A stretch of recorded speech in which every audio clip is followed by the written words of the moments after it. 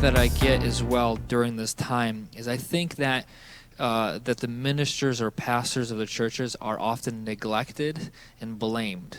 Yes. But I do understand that there has been almost a disconnect from the pastor and the people.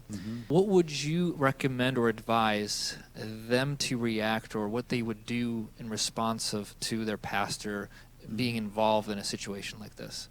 And that is a great question because, and I said this to my pastor, I said, I pray harder now for you than I have ever before, because no one has ever faced this. You're in uncharted territories. And for most pastors, they're fighting several battles at one time. Battles they shouldn't fight. Their congregation should be behind them. Now, some pastors have taken a more, how should I say, a more stringent safety protocol for their churches with social distancing, the wearing of masks. Other pastors have not chosen that route. And unfortunately, and this is one of the things that really bothered me when I found out people weren't coming to church for one or the other, because they were a fear of COVID or they were upset about wearing a mask. I actually asked the person, wouldn't you give up all your rights to worship God? And if your answer is no, I would not, and that person said no, then how can you worship God at any time? So and I don't like masks, I'll tell you that right away. I think they're a violation of my rights. And there's lots of things to do about that, but I will wear one because I will do anything to worship God. And if you're going to let that thing get in the way, and I understand what the battle is all about, but please separate the Constitution from your faith. Please think about that God is above all. The other thing I would add in relationship to this is that the Western church has lived in a bubble. It's lived in a bubble probably for a good 300-400 years, where we and the culture have been lined up. We've seen the shift now. We've seen the shift. We know the church is kind of standing outside now. We don't like it. We want to go back to where we were.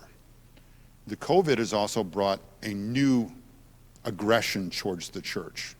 There's no aggression against Walmart, but there is aggressiveness against the church. Meeting and having, I know a church that they were closed for 3 months by the health department illegally, and they finally had to go to court, and the county wouldn't even fight the battle because they knew they were wrong. Okay? But that's an aggression from the government that we didn't see before, whether it's John MacArthur's church or other churches in the country that are fighting that battle.